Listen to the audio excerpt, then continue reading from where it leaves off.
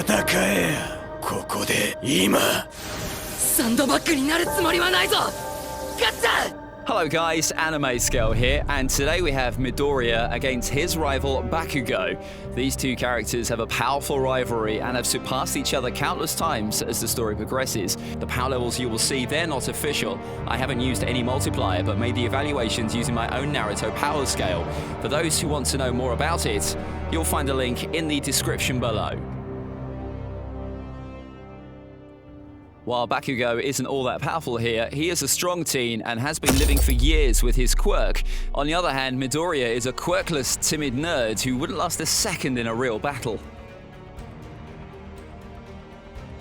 Midoriya, after inheriting One for All, doesn't know how to use it and knows nothing about the drawbacks of using it at 100%.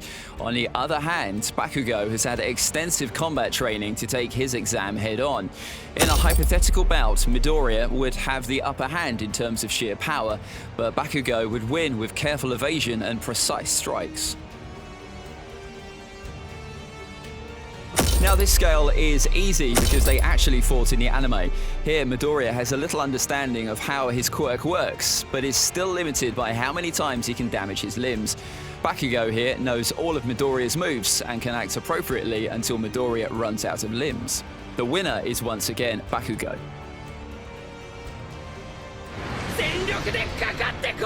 This is where the match becomes more balanced, as Midoriya now has some solid strategies with his self-harming quirk. In this arc, both characters face Todoroki Shoto, but none of the fights can be considered fair, while Midoriya loses to Shoto and Bakugou wins. It should be noted that Todoroki used his full powers only against Midoriya. Bakugou here doesn't have his support arm braces and gauntlets, and so there's a cap on both the rate and the force he can fire off with his explosions. However, I personally think that Bakugou would win in a 1v1 against Deku with high difficulty. Now, this a fundamental moment in the series, as it marks Midoriya's first safe control over One for All. Bakugou already had a wide array of moves and tactics, while Deku had just only learned to use full COWL. Judging from what we see later down the line, it's clear that Bakugou would beat Midoriya at 5%. Here the winner is clear. Midoriya was capable of matching Bakugou's speed and agility with a full COWL of just 5%. In his fight with Muscular, he used 100% full COWL on the same limb more than once, showing that his body could hold up to much more abuse. He goes on to unleash 1,000,000% of One for All to defeat Muscular. Meanwhile, Bakugou only had a little bit more training from the last matchup.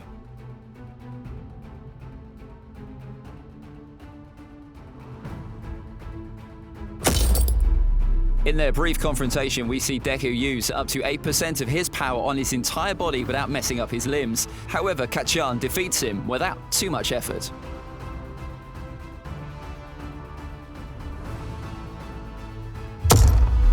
Midoriya now can use full COWL up to 20%.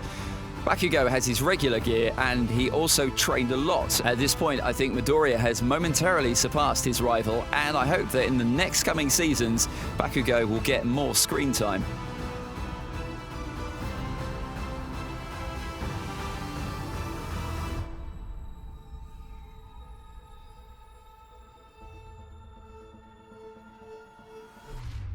It's still unclear whether or not this movie should be considered canon, but I highly doubt it is. In this movie, Midoriya shares One for All with Bakugou to defeat 9. They both use One for All at 100%, and they both are incredibly fast. Bakugou's explosions are incredibly powerful, and Midoriya was comparable to the one who faced Overhaul. They are around the same level, but I gave some more points to Midoriya since he knows how to use One for All much better than Bakugou.